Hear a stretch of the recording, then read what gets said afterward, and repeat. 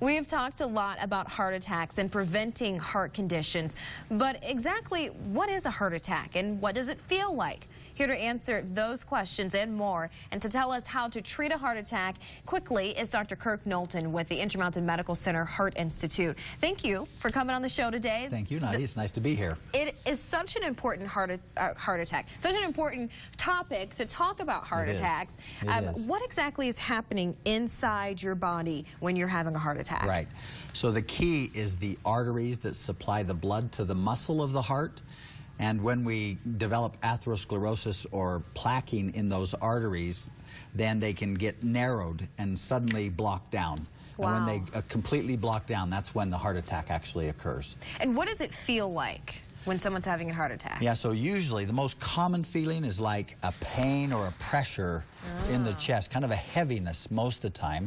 Sometimes it can go up into the arm or the neck and can be associated with shortness of breath or even sweating when it gets really severe. Wow. And you're looking at your screen right now, signs of a heart attack. You just mentioned these: shortness of a breath, cold sweat, nausea, lightheadedness, discomfort in other areas, obviously chest discomfort. Yes. I have interviewed a lot of heart attack patients who thankfully, obviously, were able to survive that heart attack. And a lot of them tell me, I had this pain, I went home from work, and I wanted to just take a nap. Right.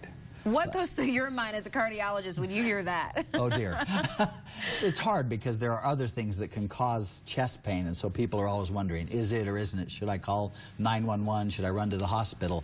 And, you know, some guidelines is if it lasts, 15, 20 minutes and doesn't go away, or you're feeling particularly sweaty and very bad, feeling more poorly than usual, then that's a sign that you want to get some medical attention. It's always better to be safe than sorry when it comes to heart, because time is muscle, really. Time is muscle. The longer you wait, the more heart muscle damage can occur. Right, and that's exactly what we don't want. Are there warning signs like, will I have a mini heart attack or some chest pain before the big one? Right. Sometimes there is, not always. Okay. So sometimes people will notice that when they're exercising or climbing stairs or walking up a hill, that they'll get this chest discomfort that goes away with rest. And that could be a sign that to go see a cardiologist or go see your doctor at least to talk about that and see, because that could be that artery narrowing down and limiting the blood flow to that muscle before it gets completely shut down. So it's not all the way blocked yet, but it's definitely not working like it's supposed to, and you've got a little indicator there. Who's most at risk for having a heart attack? Well, so I think the things that we should pay attention to are, as people age, the risk goes up, but young people can have heart attacks too, though much less common. And people who smoke are more at risk, people who have a family history of heart disease and know they have high cholesterol. Those are the people that are higher risk than others. It's also important to remember that it's not a disease just of men.